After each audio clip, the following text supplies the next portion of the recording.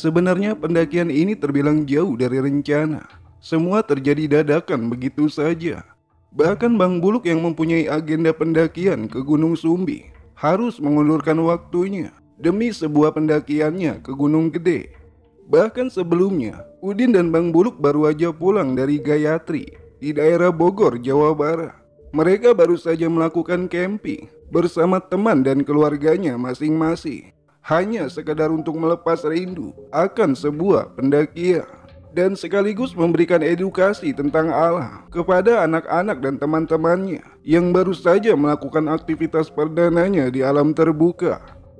Sebenarnya ada kejadian aneh selama mereka di Gayatri, di mana Akila, putri dari Bang Buluk, sempat hilang bertepatan dengan turunnya kabut di waktu menuju maghrib. Mereka yang sibuk memasang flesi tenda dikarenakan waktu kurang bersahabat dan turunnya rintikan hujan dengan intensitas rendah dibuat panik dengan kejadian hilangnya Akila. Dan hampir kurang lebihnya setengah jam, Akila pun datang menghampiri mereka kembali dengan raut wajah riang. Ibunya pun sampai menangis menyambut kedatangannya dengan diikuti rasa lega setelah kedatangannya kembali. Menurut Akila yang berusia 4 tahun itu, dia menceritakan kemana dia pergi di hadapan ibunya. Menurut penuturannya juga, dia diajak bermain oleh seseorang yang mengaku sahabat dari ayahnya. Akila diajak main ke ujung Gayatri.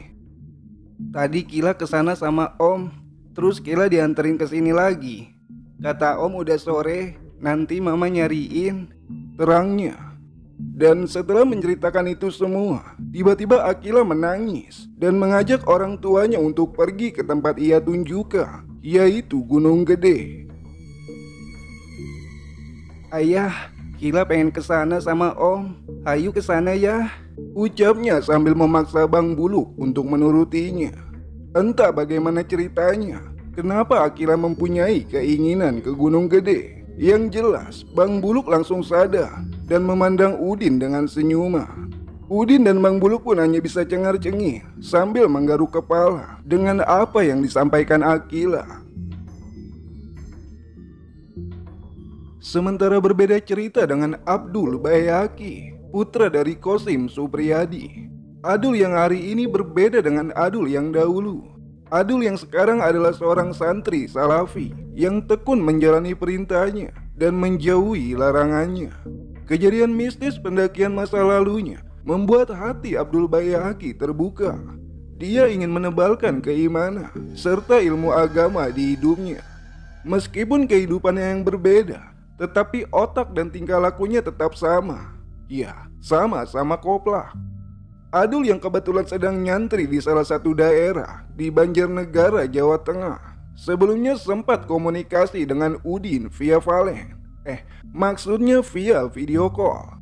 Mereka berdua hanya bisa bersilaturahmi di hari raya Idul Fitri secara virtual, saling memaafkan meskipun semenit kemudian kembali melakukan kesalahan. Tidak disebutkan alasannya kenapa lebaran tahun ini Adul tidak pulang ke Tangerang.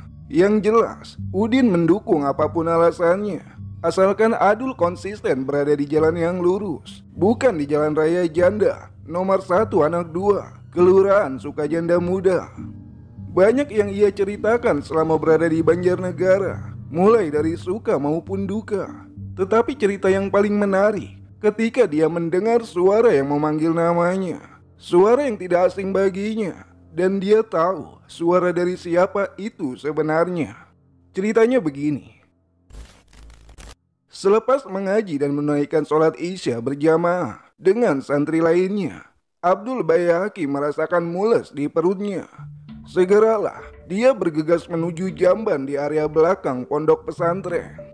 Dia juga ditemani satu temannya yang kebetulan mempunyai niatan yang sama untuk membuang hajat. Di 2 jamban yang bertetanggaan, mereka pun husu dan saling berdiam diri tidak bersuara. Pluk, pluk, suara itu terdengar di keheningan mereka berdua. Segera, temannya Adul pun membuka pembicaraan. Mungkin dalinya untuk meredam suara pluk-pluk yang nyaring terdengar. Dari tadi suara dari gua terus yang kedengeran, Dul. Kok bisa ya? Lu buang aja kagak bersuara. Ucap temannya membuka obrolan. Ini namanya bukti kalau tingkatan ilmu kita berbeda. Dimana gue udah menguasai mode getar, nah lu masih berada di nada bunyi. Jawab Adul dengan kepulan asap yang keluar mengudara dari area jambannya. Sebenarnya Adul juga merasa heran, kenapa buang ajarnya kali ini tidak terdengar seperti benda jatuh ke permukaan air. Karena kondisi yang sedikit gelap, Adul pun kembali fokus dan mengawasi keadaan sekitar.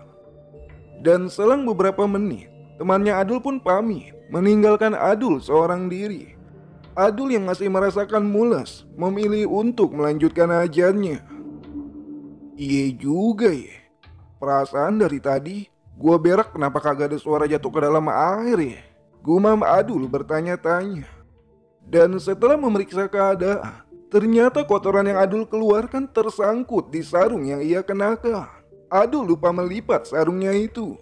Alhasil semua kotoran bertumpuk di sarungnya, persis seperti seekor kuda yang dipacu kusir yang sedang bekerja.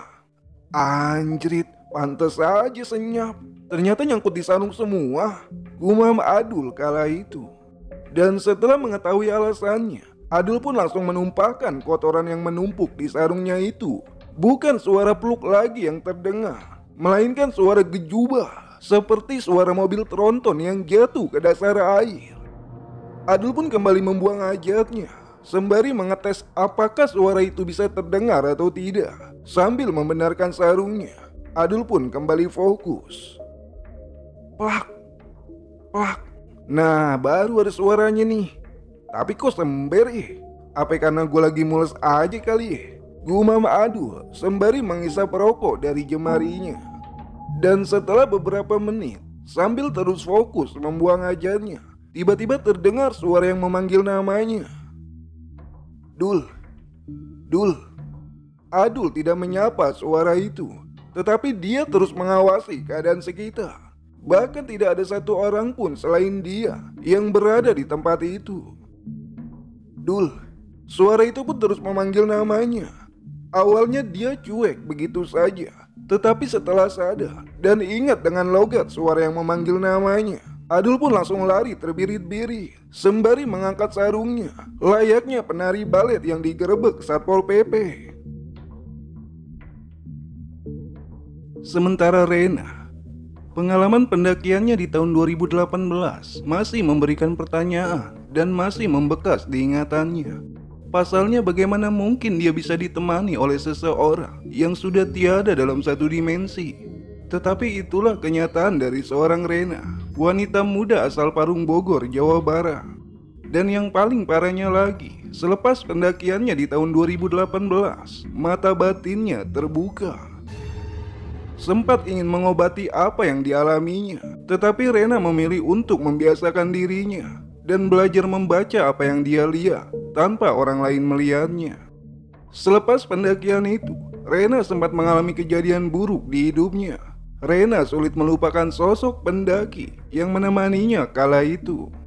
Bagi kalian yang baru bergabung, kalian bisa mendengarkan cerita pengalaman Rena yang berjudul Hasrat di channel ini, karena cerita ini saling bersangkutan.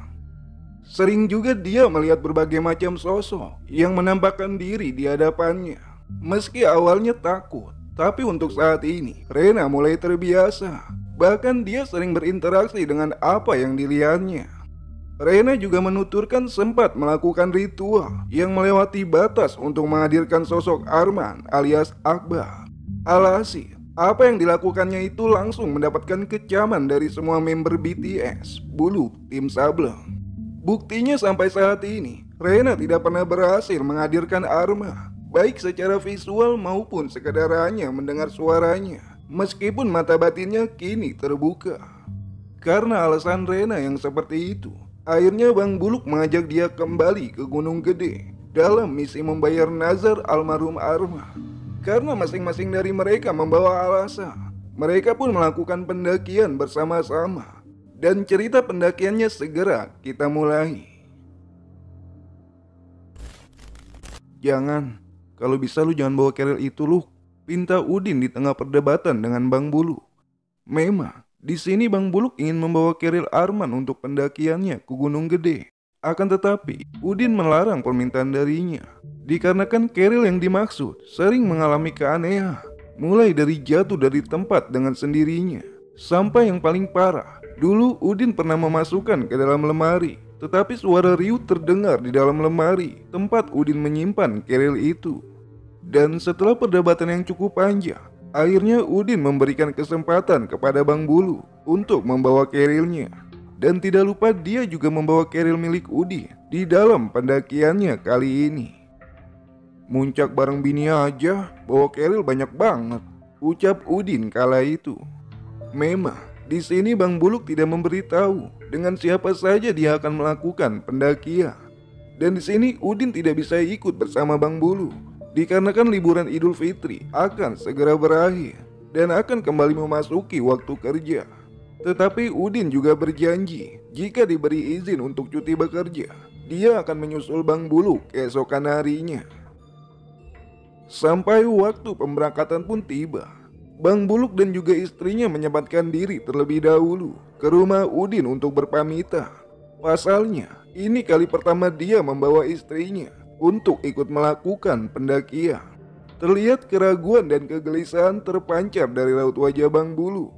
Udin yang merasakan itu mencoba memberikan semangat dan tidak lupa memintanya untuk mengutamakan keselamatan. "Jangan lupa baca doa terlebih dahulu, Luk, sebelum melakukan semuanya," ucap Udin di tengah perpisahan di antara mereka bertiga. Kurang lebihnya 4 jam perjalanan dari Tangerang dengan menggunakan sepeda motor, akhirnya Bang Buluk dan juga istrinya sampai di Cipanas. Akan tetapi, Bang Buluk tidak langsung bergegas ke pos pendakian. Dia memilih menunggu seseorang di pinggiran jalan. Dan setelah menunggu beberapa menit, akhirnya seorang wanita pun menghampirinya. Ya, seseorang itu adalah Rena, wanita asal Parung Bogor yang pernah bertemu dengan tim BTS beberapa tahun yang lalu. Ternyata Bang Buluk tidak memberitahu Udin sebelumnya. Entah apa alasannya, yang jelas hanya Bang Buluk yang mengetahuinya.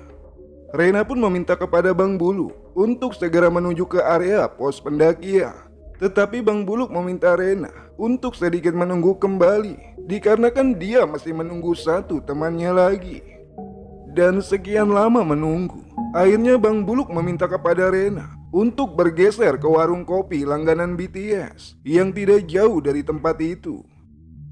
Sementara rasa kantuk pun mulai Bang Buluk rasakan, yang hampir 2 jam lamanya. Tiba-tiba ada seseorang yang keluar dari dalam warung sambil mengusap wajah bangun tidurnya. "Haji gile, Bang Buluk lama bener sih nih, belum datang-datang juga. Janjinya jam berapa? Nih sekarang juga belum nongol juga," gumam orang itu sembari masuk kembali ke dalam warung. Bang Buluk yang melihatnya pun dengan kesal memanggilnya. "Hei Abdul Buduk, kalau emang dari awal lu nongkrong di mari, kenapa kagak ngabarin gue dulu sih? Bikin orang nunggu aja," sambung Bang Buluk dengan nada keras. "Lah, lu Bang Buluk? Udah lama Bang." "Maaf gue ketiduran. Lagian gue nunggu lu dari pagi juga di mari. Biasa dah, namanya juga perjalanan jauh," jawab Adul sembari memperhatikan seseorang yang berada di pinggir Bang Buluk. Memang di sini Abdul Bayaki melakukan perjalanan bukan dari Tangerang, melainkan dari Banjarnegara, tempat di mana dia mondok pesantren. Kayak kenal nih cewek, muke-mukenya kayak yang sering nuduh gue kalau gue banyak cewek. Rena yang mendengar ucapan Adul pun langsung memalingkan wajahnya dari hadapan Abdul Bayaki. Dan setelah mengingat-ingat masa lalu di antara mereka, kali ini Adul meminta untuk menambah secangkir kopi kembali dan memutuskan bergegas ke pos pendakian sehabis sholat zuhur saja. Setelah beberapa menit berbincang dan memberikan alasan kepada Adul kenapa Udin tidak bisa ikut, tiba-tiba ada beberapa pendaki lainnya yang juga memilih beristirahat di warung yang sama itu.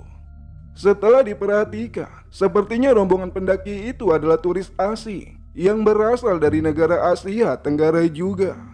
Terdengar dari bahasa yang ia sampaikan, sepertinya beberapa pendaki ini berasal dari negara Thailand. "Sawadika," ucap salah satu dari turis itu ke rombongan Bang Bulu. Dan otomatis Bang Buluk dan kawan-kawan pun tidak mengerti dengan apa yang disampaikan. Tetapi Abdul Bayahaki mengaku bisa sedikit berbahasa Thailand. "Siwa Uceng?" jawab Adul dengan pedenya. Bang Buluk yang merasa aneh pun langsung menanyakan jawaban yang dilontarkan oleh Adul. "Siwa Uceng apa artinya, Dul?" "Ya kagak ada artinya, Bang. Siwa Uceng kan kakaknya dari emak gua," jawab Adul sembari tertawa. Jadi, maksud dari Swadikap itu dalam bahasa Thailand adalah hai atau sebuah sapaan. Setelah mendengar jawaban dari Adul, seketika itu juga Bang Buluk langsung menggaruk kepalanya. "Kagak ada berubahnya lu, Dul." Dan setelah sedikit berbincang dengan salah satu dari mereka yang mengerti bahasa Indonesia, sebut saja namanya Tina. Ternyata mereka berasal dari BSD Serpong, Tangerang Selatan. Mereka sendiri terdiri dari 2 wanita dan juga 3 pria yang akan melakukan pendakian. Mereka pun menyempatkan diri untuk mengajak rombongan Bang Buluk mendaki bersama. "Kun macak tinaika?" tanya wanita turis itu kepada Adu, yang artinya kamu berasal dari mana? Kun fayakun, kuntilanak, jawab Adul diiringi tawa salah satu dari mereka yang mengerti bahasa Indonesia. "Berarti kamu berasal dari kuntilanak?" sambung wanita Thailand itu yang bernama Tina. "Gue yakin banget nih, kalau ada Udin pasti makin gak bener nih hari," sambung Bang Buluk dengan tawanya. Singkatnya, rombongan Tina memaksa ikut bergabung dengan rombongan Bang Buluk. Dikarenakan Tina baru melakukan pendakian ke Gunung Gede untuk kali keduanya. Dan dia juga berpendapat jika dia tidak begitu hafal akan medan dan trek pendakian. Sebenarnya Bang Buluk sempat ingin menghubungi porter pendakian yang berada di Gunung Gede ini. Dalinya, Bang Buluk tidak mau ada kejadian yang tidak diinginkan. Apalagi ini berhubungan dengan tanggung jawab akan turis asing di rombongannya. Setelah berpikir dan berdiskusi dengan Adu, akhirnya Bang Buluk mengiyakan permintaan Tina untuk bergabung bersama rombongannya. Singkatnya, setelah melewati simaksi yang sedikit ruwet, akhirnya mereka pun mulai mempersiapkan bawaan masing-masing. Sepertinya Tina dan kawan-kawannya bukan pendaki pemula, karena terlihat dari perlengkapan dan persiapan yang mereka bawa. Dan selepas menunaikan ibadah sholat asar, mereka pun bergerak dengan Bang Buluk berada di barisan paling depan dan ditutup oleh Abdul Bayahaki yang berada di pantat barisan. Namun, baru aja melangkahkan kaki beberapa langkah, tiba-tiba terdengar suara panggilan telepon dari ponsel milik Bang Buluk. Dengan wajah seperti memikirkan sesuatu, Bang Buluk pun mengangkat suara panggilan itu. Dan beberapa menit berbicara dengan orang yang entah siapa. Seketika itu, Bang Buluk membatalkan pendakian dan meminta yang lain untuk menunggu seseorang kembali. Menurut Bang Buluk, masih ada 1 orang yang tertinggal. "Nunggu siapa lagi sih, Bang? Keburu ketinggalan jemaah nih," ucap Adul menanyakan. "Nanti juga lu tahu orangnya siapa, Dul. Perasaan gue jadi kagak enak nih," sambung Adul. Dan setelah menunggu beberapa menit, kurang lebihnya setengah jam, tibalah orang yang dimaksud oleh leader BTS itu. Adul pun menatap dengan penuh haru dan dipertemukan kembali karena pendakian ini. "Anjayani, Bang Udin, apa kabar kawan lontong basi?" tanya Adul sumringah dengan mata yang berkaca-kaca. "Siapa ya? Kayak kenal deh," jawab Udi. "Ya, setiap pertemuan pasti ada candaan di dalamnya. Setiap pertemuan juga akan ada kerinduan persahabatan yang membentang di dalamnya." Dan setelah temu kangen di antara mereka berdua, ternyata Udin tidak sendirian, melainkan dia membawa teman satu kerjaannya. Panggil saja namanya Nyamuk. Sedikit aneh memang, tapi memang itulah nama panggilannya. "Kenapa harus Nyamuk sih? Kan masih banyak serangga yang lebih bagus," ujar Abdul Bayahaki. "Soalnya kalau cupang sekarang udah langka, Dul. Sekarang kan ikan cupang udah pada pindah ke leher semua." Dan beberapa lama kemudian, Udin pun menanyakan keril milik Arma, dan dia meminta untuk membawanya di pendakian kali ini. Ya, pendakian pun dimulai. dengan Bang Buluk dan istrinya di depan. Disambung followers antar negara di bagian tengah dan ditutup oleh Abdul Baihaqi beserta Udin pastinya di barisan paling belakang. Waktu memastikan jati dirinya dengan senja yang menakjubkan, memastikan diri mereka untuk menyambut kegelapan. Ya, sudah lama mereka tidak melakukan ini semua. Jadi rindu. Pertanyaan pun menumpuk di kepala. Apakah pendakian masa lalu sama halnya dengan pendakian saat ini? Entahlah. Yang jelas, ibu kos sangat merindukan Abdul Baihaqi. Memasuki waktu maghrib, Adul pun meminta untuk break dan dia akan melaksanakan ibadah sholat maghrib. Sungguh sangat membagongkan melihat perubahan seorang sahabat yang dulunya merupakan ketua geng ruwet, sekarang hijrah menjadi santri yang dibanggakan oleh orang tua dan keluarganya, karena keluarga orang lain belum tentu membanggakannya. Adul pun mulai meraba akar pepohonan, membersihkan najis dan mensucikan diri dengan cara bertayamum. Ternyata apa yang dilakukan Abdul Baihaqi membawa nilai positif kepada yang lain. Nyamuk pun mengikuti langkah yang Adul lakukan. Ya, alhamdulillah Adul mempunyai makmum di break di soma pendakian ini. Bang, tolong bakar rokok dong, pinta Adul kepada Udin. Lah, emang kenapa Dul? Lu kan mau sholat. Pakai nanya lagi lu bang. Lu kagak lihat nih, yang jadi makmum gua kan nyamuk. Digigit bentol badan gua. Sambil menunggu Adul dan nyamuk sholat, Udin pun bertanya kepada Bang Buluk, kenapa banyak wanita asing yang ikut di pendakian kali ini? Bang Buluk pun dengan gamblang memberitahu Udin mengenai wanita asal Thailand dan juga Rena. Sementara headlamp mulai dinyalakan, pendakian dilanjutkan. Tidak lupa doa dipanjatkan agar selalu diberi keselamatan dalam melakukan aktivitas pendakian ini. Dan setelah beberapa menit melangkah, tepatnya di pos 3, salah satu pendaki asal Thailand meminta ke rombongan untuk berhenti kembali. Mungkin ini pendakian pertamanya, ditambah kabut tebal kerap kali menyelimuti, di mana kadar oksigen menurun yang membuat pendakian sedikit melelahkan. Udin dan Adul memang mempunyai kebiasaan di mana mereka berdua sering menjaga batasnya beberapa meter dengan rombongan di depannya. Di pos 3 ini ada suatu keanehan di mana Tina melihat Udin dan Adul dan entah siapa di belakangnya yang mengikuti mereka. Bang Buluk pun menyangka apa yang dilihat Tina. Dan kedatangan Adul dan Udin pun disambut tatapan heran dari Tina. Setibanya kehadiran mereka berdua, ternyata orang ketiga yang dimaksud memang tidak ada mengikutinya. Pendakian pun kembali dilanjutkan, menembus batas kegelapan. Kejadian aneh pun kembali terjadi, di mana sebagian rombongan di depan berhenti, seperti mencari sesuatu yang entah apa yang dicari. Udin dan Adul pun sampai ikut mencari, sedangkan mereka berdua tidak tahu apa yang Bang Buluk cari.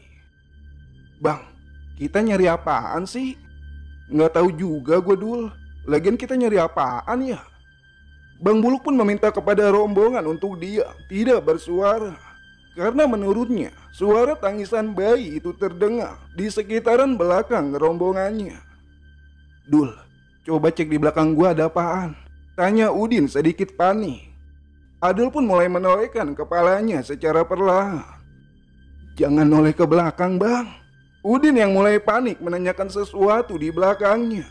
Apalagi Adul terlihat melotot melihat sesuatu di belakang Udin yang seakan meyakinkan jika sesuatu yang seram berada tepat di belakangnya.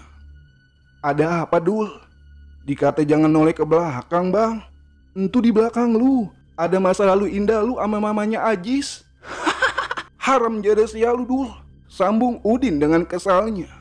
Memang di keadaan seperti ini Udin dan Adul tidak mendengar apapun, dikarenakan Adul memakai headset dan Udin sibuk mendengarkan Adul yang bernyanyi. Sebagian dari mereka mendengar suara tangisan bayi. Yang jelas, Udin dan Adul bersikeras tidak mendengar apapun ketika ditanyai oleh Bang Bulu. Dan setelah beberapa saat berdebat, Akhirnya Udin mengajak Bang Buluk untuk kembali berjalan. Menurut Udin, keadaan seperti ini bisa memancing makhluk lainnya untuk mengganggu mereka. Lantaran mereka semua baru saja merespon keanehan yang terjadi. Dan benar saja, setiap perjalanan mereka selalu diikuti oleh cekikikan ketawa yang begitu terdengar nyaring di telinga. Niat hati untuk tidak merespon, tetapi pendaki asal Thailand malah mencari sumber suara itu ke berbagai arah batang pepohonan. Terlihat gerak-gerik salah satu pendaki Thailand yang melirik ke berbagai arah. Dan yang lebih parahnya lagi, salah satu pendaki Thailand itu berlari menghampiri sesuatu yang mengintip di batang pepohonan. Dia pun terus mencari apa yang dilihatnya dengan terus membuka rerumputan di hadapannya. Bang Buluk yang melihat itu pun langsung menjemput pendaki Thailand tersebut. "No, human no, ghost yes," ucap Bang Buluk memberitahu pendaki Thailand itu. Dan dengan demikian, Bang Buluk mengucapkan kata ghost yang berarti itu setan. Di mana Adul mulai terlihat panik karena ucapan Bang Buluk yang menyebutkan sumber masalahnya. "Tenang aja sih Dul, mereka setan nggak bakal ngerti bahasa Inggris," ujar Udin berbisik. Siapa tahu salah satu di antara mereka ada yang les privat bahasa Inggris," sambung Adul menimpali. Setelah berhenti beberapa saat di pos 3 atau sering disebut pos buntut lutu, akhirnya mereka sampai di simpang Melebeh. Di sini mereka kembali break setelah melewati trek yang begitu berat. Ditambah di antara dari mereka baru melakukan pendakian perdananya. Setelah melewati buntut lutu, masih terlihat beberapa pendaki yang masih lalu lalang di hadapan mereka itu. Meski terlihat jarang, tetapi itu menandakan masih ada pendaki yang melakukan pendakian pada malam hari. Namun semuanya berbeda ketika mereka sampai di pos simpang Melebeh, di mana keadaan di pos itu benar-benar sepi. Di pos ini mereka mulai membuka carrier dan mengeluarkan peralatan memasak sambil berbincang satu dengan yang lainnya, di mana Rena sedang serius membicarakan sesuatu bersama istrinya Bang Bulu. Dan tak lupa juga bahasa Thailand menemani malam mereka. Sedangkan Bang Bulu, Adul, Nyamuk, dan Udin sibuk berbincang nostalgia sembari membuat kopi hangat. Dan karena orang Thailand itu jika berbicara nyaring dan lantang, akhirnya membuat Abdul terpanci nimbrung bersama pendaki Thailand itu. "Ceng si mateng ton coka, lantesin suan coka, so lung, ujar pendaki Thailand itu. Dan seketika Abdul Bayaki yang mendengar langsung menjawab apa yang dibicarakan pendaki Thailand itu. "Wik, wik, wik, wik, wik, wik, wik, wik, wik, wik, wik, wik, wik," sambung Adul dengan nada nyanyinya. Tina dan yang lainnya yang mendengar itu sontak langsung tertawa. Memang nyanyian asal Thailand itu sempat viral beberapa tahun yang lalu, tetapi tidak untuk dipakai berbincang juga, Dali Tina menuturkan. Dan tiba-tiba Udin pun memperkeruh suasana dengan bahasa Thailand yang diucapkannya. "Liang tai, kosin keling, siga kecap, lung." Adul yang mendengar itu pun langsung berdiri. Kosim keling, kecap bangong, babe gua dibawa-bawa mulu, suwe lu." Namun ternyata gelak tawa mereka malah membuat makhluk di sekitar pos simpang Melebeh terasa terganggu. Banyak kejadian aneh yang membuat mereka sedikit panik. Salah satu di antaranya kemunculan wanita dengan gaun putih yang masih terlihat sedikit sama. Akan tetapi yang melihat makhluk itu hanya Abdul Bayaki dan juga istrinya Bang Bulu. Sedangkan yang lainnya tidak melihat apa yang mereka lihat. Udin yang sudah paham dengan gelak ketakutan Adul langsung menatapnya, meminta kode kepada Adul di mana makhluk itu berada. Adul yang mengerti pun langsung berpindah tempat ke hadapan Udin, dan itu menandakan jika sosok wanita tersebut tepat berada di belakang Udin. Kepalanya dicopotin bang. Sedikit membuat bulu kuduk Udin merinding. Dengan penasaran, Udin pun kembali memastikan apa yang dilihat Adul dan juga istrinya Bang Buluk itu. Terus kalau kepalanya copot, entu ibu kos kagak ada kepalanya dong Dul, sambung Udin penasaran. Adul yang mendengar pertanyaan belon itu langsung berubah kesal lantaran Adul menganggap kondisi ini bukan hal untuk bercanda. Ada bang, dia sengaja nyopotin kepalanya buat diganti kepala chargeran, jawab Adul dengan nada pelan. Dan yang lebih bloonnya lagi, Udin malah membayangkan apa yang diucapkan Adul barusan. Ibu kos dengan kepala charger. Ada tulisannya dong Dul, Infinix tegangan listrik 24 volt, dibuat di Tiongkok. Ibu kos impor dong Dul. Kayaknya begitu dah bang. Bang Buluk yang melihat istrinya ketakutan pun langsung mengajak mereka packing peralatan dan melanjutkan perjalanan untuk segera ke Surya Kencana. Dengan merindingnya, Adul segera berlari masuk ke dalam barisan, menggeser nyamuk yang tadinya berada di depannya. Baru kali ini gue muncak bareng nyamuk, untung bukan malaria, ucap Abdul Bayaki. Meski bukan malaria, kalau udah mengisap pasti bikin cewek basah, jawab nyamuk malaria. Namun tiba-tiba Udin pun termenung mengingat pendakian masa lalunya, di mana Mela sering marah-marah di saat tegang seperti ini. Tetapi sebagian dari rombongannya malah bercanda. Ya, jadi rindu. Singkatnya, setibanya di Surya Kencana, mereka berpikir jika situasi akan lebih aman dibandingkan dengan di Simpang Melebeh. Tapi justru setibanya mereka di Surya Kencana, istri dari Bang Buluk mendapatkan tekanan sehingga makhluk halus berhasil menguasai jiwanya. Dengan situasi seperti itu, Bang Buluk meminta Udin dan Adul untuk membuka tenda dengan segera di sekitaran Surya Kencana. Mungkin maksudnya agar segera membawa istrinya masuk ke dalam tenda dan tidak mengganggu pendaki lain yang sedang beristirahat. Setelah memasuki tenda, kondisi istri Bang Buluk begitu menakutkan. Matanya terbelalak, sambil menggerak, dia pun menunjuk ke arah Rena. Rena pun langsung menatap balik ke arah istri dari Bang Buluk. Tidak terlihat panik atau ketakutan di benaknya. Tidak juga menantang atau melawan, melainkan Rena malah tersenyum di hadapan mereka semua. Di saat istri Bang Buluk sedang berinteraksi dengan Rena, tiba-tiba mereka dikejutkan dengan suara tangisan bayi.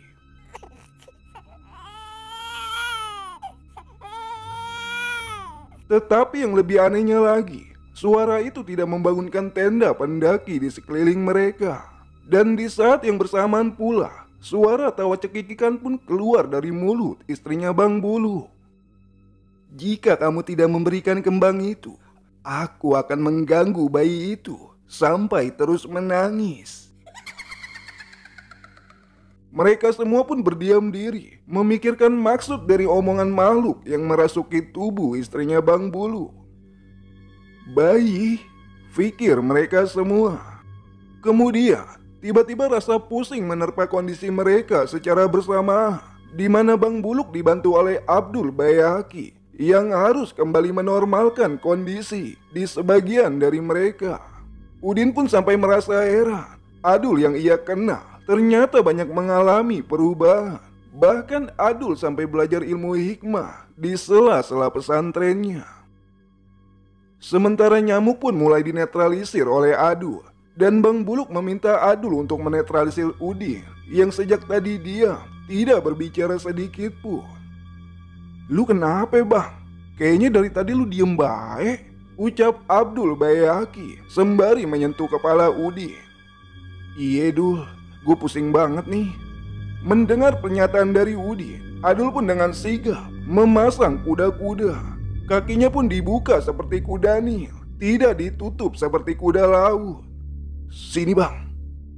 Wah, wes, bablas anginnya. Waduh, sepertinya nih pusing lu bukan karena makhluk halus bang, tapi pusing karena kolesterol dan pinjaman online. Ya, ada sesuatu yang janggal Kenapa hanya Udin yang tidak merasakan efek pusing di antara mereka semua? Dan kenapa sosok itu tidak pernah mau memandang Udin sedunia? Sementara situasi begitu pengap, bahkan nyamuk sampai keluar masuk tenda. Mungkin nyamuk malam ini diterpa kegelisahan. Di luar takut, di dalam menyeramkan. Dan usut punya usut, ternyata Udin baru mengetahui jika Rena bisa melihat apa yang semestinya orang normal tidak melihat. Rena pun melakukan perjanjian dengan sosok tersebut. Dia berjanji akan meninggalkan kembang itu ketika dirinya beserta rombongan beranjak turun. Dan dia pun berjanji akan meninggalkan di bawah gapura di pos 1 pendakian. Asalkan sosok itu tidak mengganggu lagi rombongan yang Bang Buluk pimpin. Dan setelah istrinya Bang Buluk sadar, Rena pun mulai menceritakan satu persatu makhluk apa saja yang sejak awal pendakian mengikuti rombongan. Memang, sejak awal Rena menyadari akan sosok wanita yang mengikutinya. Lantaran sosok itu meminta sari kembang yang Rena bawa.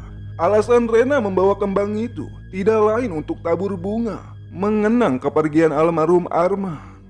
Akan tetapi, Rena tidak mengetahui sosok anak kecil yang berjenis perempuan yang sejak awal bergelantungan di keril yang Udin bawa.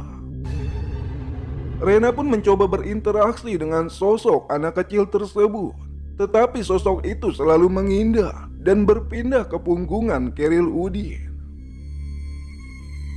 Sosok anak kecil itu kira-kira usianya berapa tahun? Tanya Adul penasaran. Kurang lebihnya 3-4 tahun. Mendengar pernyataan dari Rena, Bang Buluk pun lantas menanyakan kepada Udin jika selama perjalanan apakah Udin merasakan sesuatu yang menghambat perjalanannya. Tetapi Udin menjawab jika pendakian ini dia tidak pernah merasakan keanehan apapun. Bahkan suara tangisan anak kecil yang membuat gaduh di pos pendakian, Udin tidak mendengar dan mengetahuinya. Ya nggak bakal ngerasain apapun lah. Dilihatnya aja yang kayak akrab banget, sambung Rena menyimpulkan. Kemudian Adul pun mulai berbisik dan mengingatkan Udin yang membuat mereka sadar. Hati-hati lu Bang, untuk Keril punya siapa? Ini semua belum tuntas. Mendingan kita ngopi nyok di luar, ujar Adul sembari mengajak Udin keluar tenda. Rena pun juga pamit untuk beristirahat, sekalian menemani istri Bang Buluk beristirahat. Sedangkan yang lainnya mulai membuka amunisi untuk menemani malamnya di Surya Kencana. Selang beberapa menit, ketika mereka sedang asik menikmati malam dengan tegukan kopi hangat, tiba-tiba ada dua pendaki wanita yang menghampiri. Bang, lagi masak air panas ya? Cakep, sambung Udin menjawab pertanyaan dua pendaki wanita itu. Ih, bukan pantun. Cakep, sambung Adul dengan ancungan jempolnya. Ih, malah pada bercanda, ujar dua pendaki wanita itu dengan cangkir di genggamannya. Nyamuk pun yang menyimak pembicaraan teman-temannya tidak menyia-nyiakan kesempatan untuk berkenalan dengan dua pendaki itu. Neng, mau air panas yang dingin? Tanya Nyamuk dengan senyuman. Udin yang mendengar pertanyaan Nyamuk pun langsung menggertaknya. Nyamuk, mana ada air panas itu dingin?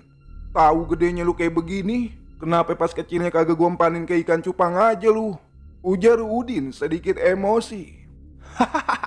Iya juga ya, kan kecilnya si Nyamuk entuh jentik malaria yang bersemayam di empang-empang. Sambung Adul dengan tawanya. Dan dua wanita itu pun pergi setelah mendapatkan air panas yang ia inginkan. Obrolan dengan candaan pun menutup malam mereka untuk segera beristirahat di Surya Kencana. Tiba keesokan harinya, suasana cerah menyapa mereka di pagi hari. Udara dingin pun mulai bersahabat dengan mereka. Pagi itu, sepasang pendaki dengan anaknya yang tergolong masih kecil menyapa mereka untuk menikmati teh hangat yang ditawarkan. Sepasang pendaki asal Depok tersebut terlihat begitu ramah dan bersahabat.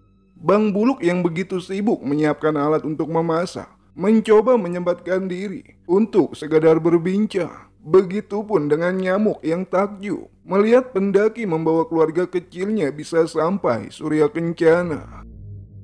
"Bang Buluk, dulu pas bini abang ngidam, dia minta apa?" tanya Nyamuk. "Minta cerai dia," sambung Adul menimpali pertanyaan Nyamuk. Setelah asik berbincang, mereka pun kemudian pamit untuk sarapan pagi dan tak lupa menawarkan sepiring makanan hangat ke pendaki asal Depok itu. Ketika selesai menyantap menu sarapan pagi, Bang Buluk dan rombongan izin pamit untuk samit ke pendaki asal Depok itu. Dan tak lupa memberikan izin jika membutuhkan barang untuk mengambil saja di dalam tenda. "Kalau butuh apa-apa ambil aja ya bang. Kotak medis, peralatan masak juga ada di dekat pintu tenda." Mereka pun semua mulai melangkah, menapaki langkah di trek bebatuan. Dan kurang lebih setengah jam, akhirnya mereka pun berhasil menggapai atap Gunung Gede. Nyamuk yang baru pertama kali melakukan pendakian sampai tak sanggup berkata-kata ketika melihat keindahan di puncak Gunung Gede. "Seumur-umur, baru kali ini gue ngerasain tahun 2022. Sebelumnya gue belum pernah. Indah banget pemandangannya ya Allah," ucap Nyamuk dengan takjubnya. "Iya indah banget, berasa lagi di Bogor kan lu?" sambung Udin. Akhirnya Bang Buluk dan Udin pun mengajak mereka semua ke tempat di mana almarhum Arman senang menyendiri, menikmati keindahan. Tempat di mana bisa melihat Gunung Salak, tempat di mana bisa melihat puncak Mandalawangi secara dekat, dan tempat di mana mereka mendoakan almarhum dengan hikmat. Rena pun mulai memejamkan matanya, mencoba masuk ke dalam cerita Bang Buluk dan kawan-kawan di masa lalu. Tangannya pun dilipat seraya berdoa. Air matanya pun ikut menetes di tengah mulutnya yang bergumam. "Andai gua ada di masa lalu kalian," ucapnya dengan kedua mata yang berkaca-kaca. "Siapa yang peduli dengan wanita lain selain Mela? Sekelas Ola pun nggak mampu meluluhkan hatinya," sambung Udi sembari menyiramkan air di tempat Arman menyendiri. Rena pun hanya tersenyum setelah mendengar pernyataan dari Udi.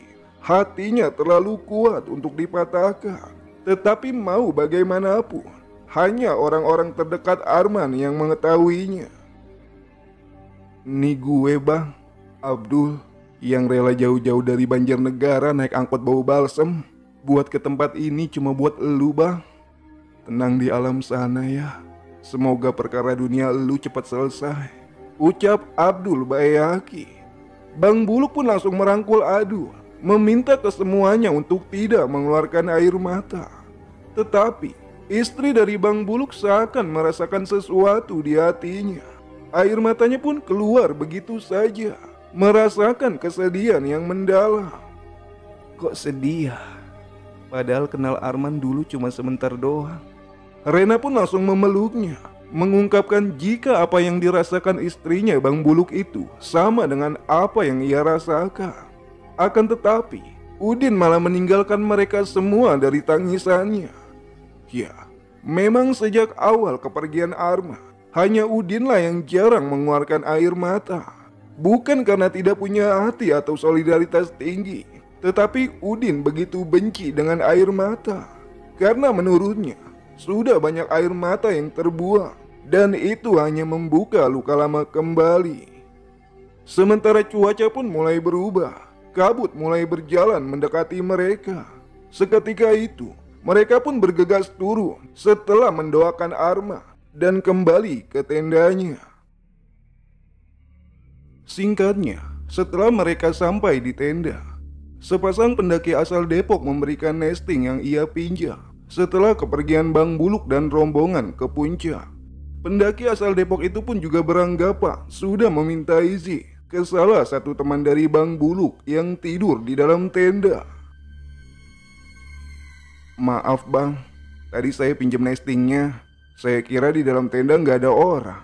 Ternyata ada temannya abang yang gak ngikut."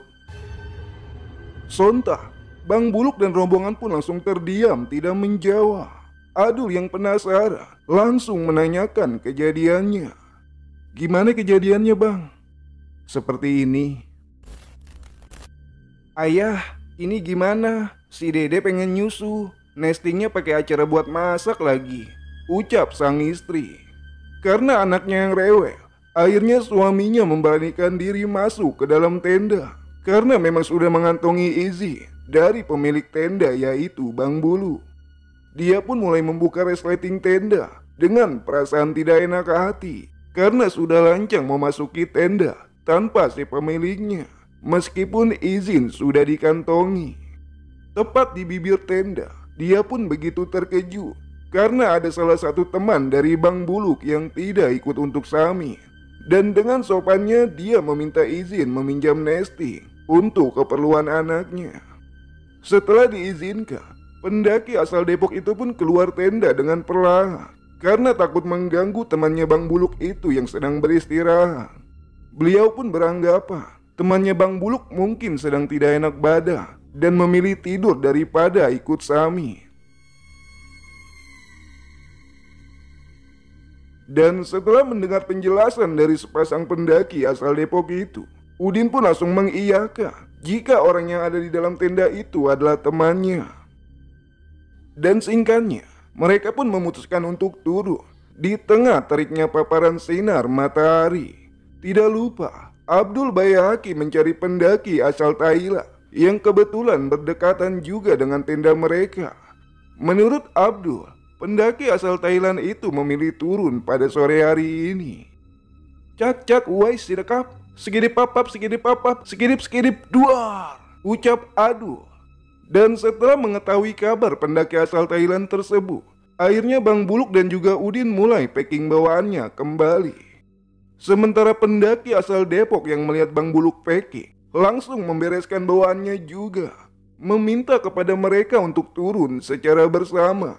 Dalinya, jika tidak ada barengan, dua pendaki itu khawatir, apalagi dia membawa anak kecil di pendakiannya kali ini. Setelah beres dan mulai melangkahkan kaki, pendaki asal Depok itu pun sadar jika teman Bang Buluk di dalam tenda yang ia maksud tidak ada di tengah-tengah mereka. Lalu, tadi siapa? Sontak, seketika itu dia pun terjatuh tidak sadarkan diri. Ya, bangun ya. Dibilangin rombongan si abang ini cuma 6 orang. Pas sarapannya aja 6 orang. Ini malah ngeyel kalau ada temannya satu lagi di dalam tenda lagi tidur. Ayah, bangun. Ayah mah, ucap sang istri sembari membangunkan suaminya yang pingsan. Untung aja pingsan di trek, mbak. Coba kalau lagi mabar main Mobile Legend, AFK tuh dia, auto di report deh dia. Sambung Abdul Bayahaki sembari mengoleskan minyak kayu putih. Dan beberapa saat kemudian, pendaki asal Depok tersebut pun siuman dari pingsannya, memberikan pertanyaan besar di kepala dengan sosok siapa sebenarnya dia dipertemukan. Nyamuk pun menanyakan kondisi apa yang sebenarnya terjadi. Karena merasa bingung, akhirnya Nyamuk pun menanyakan ke Udin. Sebenarnya ada apaan sih, Din? Ceritanya panjang, kayak plastik, sambung Udin. Plastik? Plastik apaan, Din? Tanya Nyamuk kembali. Plastik STNK? Di tengah kabut tebal yang turun, akhirnya mereka pun melanjutkan perjalanan turun, meninggalkan Surya Kencana. Singkatnya, setelah sampai di Simpang Melebet, terlihat beberapa pendaki lain yang sedang menangani salah seorang pendaki yang terkena gangguan pernafasan atau asma. Dali tidak ingin ikut di dalam kerumunan. Bang Buluk malah mengeluarkan aluminium foil untuk langkah pertamanya menangani penyakit asma yang kambuh. Bang, emangnya dia gejala hipotermia? Adul menanyakan. Kagak, Dul. Cuaca dingin juga bisa memicu penyakit asma yang kambuh, sambung Bang Bulu. Dan setelah Bang Buluk membaringkan badannya si pendaki yang menderita penyakit asma tersebut dengan setengah badan, lalu Bang Buluk memberikan step demi step untuk menormalkan kembali sistem pernapasannya. Harus sering-sering napas lewat hidung ya, dan jangan memikirkan trek pendakian. Santai aja, jangan terlalu dipikirin. Itu bisa memancing stres yang berakibatkan asma bisa kambuh, terang Bang Bulu. Ya iyalah bang, Napes mah emang lewat hidung, masa iya lewat sesar? Nggak normal dong, ujar Adul dengan candanya. Karena trouble tersebut, Bang Buluk dan rombongan pun harus terpangkas waktunya untuk perjalanan turun. Dan dengan tulusnya, Bang Buluk merawat si pendaki itu yang perlahan berangsur-angsur membaik. Layaknya dia merawat Malika, kacang kedelai Pilia yang dirawat dengan sepenuh hati. Kagak tega gue, Din. Apalagi kita pernah ditinggal pergi sahabat kita, ucap Bang Buluk. Iya Luk, udahlah jangan dibahas itu, sambung Udin yang singkat. Ya, terlalu banyak momentum di pendakian kali ini. Salah satunya momen yang membahagiakan bagi Udin dan Adul, di mana setiap kali mereka masak air buat ngopi, cakep. Pasti air itu dibagi ke salah satu pendaki asal Depok untuk kebutuhan susu anaknya yang ikut turun bersama mereka. Gimana, Din? Apa kita bawa pendaki ini ikut turun aja bareng kita? Tanya Bang Buluk dengan rencananya. Lu yakin, Luk, bahwa rombongan ABG ini turun bareng kita dengan resiko kemalaman di jalan? Jawaban yang Udin ucapkan pun membuat Bang Buluk meyakinkan dirinya dengan menanyakan persiapan apa yang dibawa oleh rombongan pendaki ABG ini. Dan karena minimnya pengetahuan tentang penanganan, ditambah rombongan pendaki ABG ini sudah terlanjur menangis, panik duluan, dan ditambah paksaan pendaki lain yang berpapasan untuk membawa rombongan pendaki ABG ini turun. Dan akhirnya Bang Buluk pun menambahkan personilnya di perjalanan turun kali ini. Setelah membereskan persiapan untuk turun, tiba-tiba Adul menoleh ke arah Rena, di mana wajah Rena terlihat begitu ketus memandangi sesuatu. Adul pun menanyakan keadaan Rena, tetapi Rena seakan menyembunyikan sesuatu dari mereka. Dan karena gelagat Rena yang terlihat seperti orang yang tertekan, akhirnya Bang Buluk pun meminta semuanya untuk segera berjalan turun. Cuaca cerah dengan paparan sinarnya tidak mampu menembus tebalnya kabut.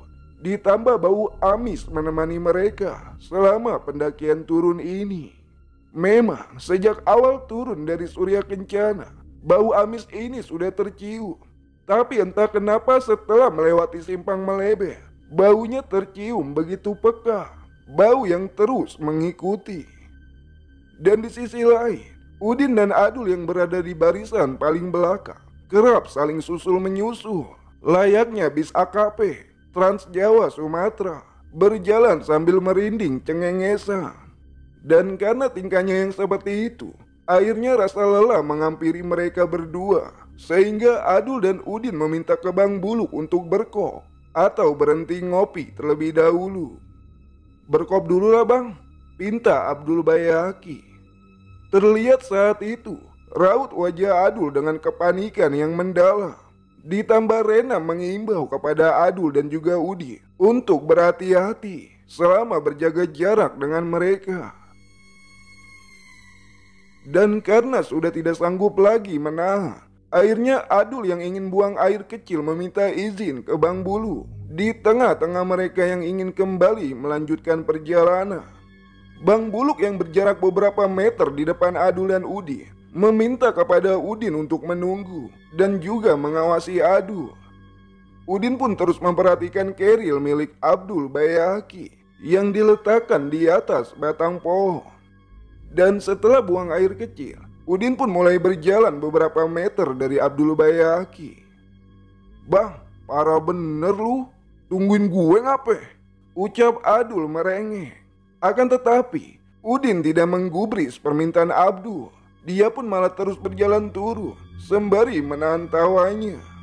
Meski begitu, Udin dan Bang Buluk tetap menunggu Adul di depannya, dengan jarak beberapa meter, meskipun kabut menyelimuti Abdul Bayaki. Lalu tiba-tiba, terdengar teriakan dari Abdul, yang membuat Bang Buluk dan juga yang lainnya khawatir. Adul pun berlari dengan tidak membawa kerilnya, menghampiri rombongan yang menunggunya. Bang Buluk, tolongin gua, keril gue bang, ada yang narik, ucap Adul sembari meminta Bang Buluk untuk menemaninya ke tempat keril itu berada. Dan dengan khawatirnya, Adul pun menunjukkan keril yang ia simpan. Dan dengan cepatnya, sambil bergumam juga, Bang Buluk pun menghampiri keril Adul. Ya elah Dul, gimana nggak ada yang narik? Keril lu ada yang ngiket ini mah, ucap Bang Buluk sembari membuka ikatan di keril milik Adul. Kagak salah lagi ini mah, pasti kerjaannya si Udino yang bolos dari kerjaannya. Pakai ikut-ikutan nyusul lagi, ngeribetin gua doang, ujar Adul dengan kesal. Sementara Udin dan Nyamuk pun terlihat ngakak di kejauhan. Bang Buluk yang mengetahui jika ini adalah ulah dari Udin pun langsung menertawai juga Abdul Bayaki. Singkatnya, setelah sampai di pos buntut lutu, Bang Buluk meminta kepada yang lainnya untuk melewatinya dan beristirahat di pos bayangan saja. Sungguh sangat membagongkan, gumam Adul. Dan setelah sampai pos bayangan, situasi trek jalur pendakian terlihat mulai sepi. Mungkin karena trek yang sedikit landai, sehingga para pendaki memilih berjalan cepat untuk segera sampai di pos 1. Atau mungkin para pendaki yang turun memilih break maghrib di pos buntut lutu. Alarm waktu pun mulai terdengar yang menandakan waktu maghrib telah tiba. Pencahayaan pun mulai dihidupkan. Rena pun terlihat semakin khawatir di situasi kali ini. Anak dari pendaki asal Depok itu pun mulai diletakkan kembali ke dalam keril Carol, tas gendong outdoor untuk menggendong anak di bawah usia 5 tahun. Udin pun mencoba menghampiri anak itu yang tertidur lelap di gendongan ayahnya, mencoba memeriksa keadaan si anak itu. Jadi ingat anak gua di rumah, gumam Udin. Dan setelah mengecek keadaan rombongan satu persatu, keadaan si pendaki yang mengidap penyakit asma pun tak lupa dicek kondisinya oleh Bang Buluk. Dengan keadaan siap tempur, Adul mulai berdoa untuk memulai langkahnya. Rena pun dipindahkan ke depan barisan sebagai navigator. Navigator alam goib. Adul menimpali. Ya, mental mereka tak lagi sama dengan mental pendakian masa lalunya. Adul dan Udin malah terlihat sering khawatir dan juga parno jika dibandingkan dengan pendakian masa lalunya yang barbar. Dan benar saja, di tengah pencahayaan yang mulai redup, bau amis kembali mengikuti. Adul pun teringat perkataan dari Rena di Surya Kencana jika dia melakukan perjanjian dengan makhluk yang mengikuti mereka selama pendakian. Sungguh sangat tidak waras, gumam Adul kembali. Dan ketika mendekati pos 2, trouble mulai mereka alami kembali. Tiba-tiba, anak kecil yang berada di gendongan ayahnya terdengar menangis. Tetapi tangisan itu terdengar di penjuru arah, sehingga kepanikan terpancar di raut wajah mereka semua. Ya, situasi yang mengingatkan Udin ketika berada di ruang NICU rumah sakit. Banyak tangisan anak kecil, banyak pula wanita yang membawa anak kecil bergelantungan di dahan-dahan pepohonan. Bang Buluk pun mencoba menyadarkan Udin dari lamunannya, mengingatkan dia untuk terus beristighfar. Adul tak mampu jauh-jauh dari Udin. Mungkin terlalu banyak momen yang membuat Udin teringat akan kehidupan masa lalunya. Karena sejatinya, pendakian akan mengingatkan hal apapun. Mulai dari rindu orang tua, keluarga, teman tongkrongan, bahkan apapun yang pernah hilang dari kehidupannya. Udin terlalu sering ditinggalkan oleh orang yang ia sayangi. Ditinggal pergi sahabat yang selalu ada untuknya di saat suka maupun duka. Ditinggalkan pergi oleh anak keduanya, di mana harusnya dia merayakan kebahagiaan karena kelahiran seorang anak yang ia dambakan. Ditinggal pergi oleh teman sejalan. Harusnya pendakian membayar nazar ini, mereka itu ada menemani Udin, Adul dan juga Bang Buluk. Kemana BTS sekarang? Di mana tanggung jawabnya? Di mana janjinya? Di mana kepeduliannya? Apa mereka lupa tentang apakah keluarga? Apa mereka lupa tentang kebersamaan? Apa mereka lupa tentang semuanya? Tentang di mana mereka berjalan senada? Kemana mereka sekarang? Bang Buluk pun terus meminta Udin untuk beristighfar, memintanya untuk tidak berbicara yang bisa mengundang kesedihan. Tetapi Udin malah semakin menjadi-jadi, mencurahkan isi hatinya. Kemana mereka? Dengan mudahnya mereka melupakan semuanya. Apa pernah mereka menanyakan pendakian membayar nazari ini? Apa pernah mereka menanyakan sisa jumlah pendakian nazari ini? Seharusnya ini menjadi tanggung jawab bersama. Terlalu banyak rasa sakit di penghujung cerita mereka. Ya, kepedihan itu terasa begitu menikam hati. Gue sayang sama Udin, gue sayang sama Adul, dan gue sayang sama lu bang, ucap Udin menggetak semuanya. Siapa lagi yang peduli jika bukan kalian? Siapa lagi yang mengingat jika bukan kalian? Kemana Mela? Kemana Yoga? Mega? Tio? Tita? Kemana mereka semuanya? Kalau bisa gue cekek, gue bakalan cekek satu-satu. Istighfar bang, ujar Abdul Bayaki.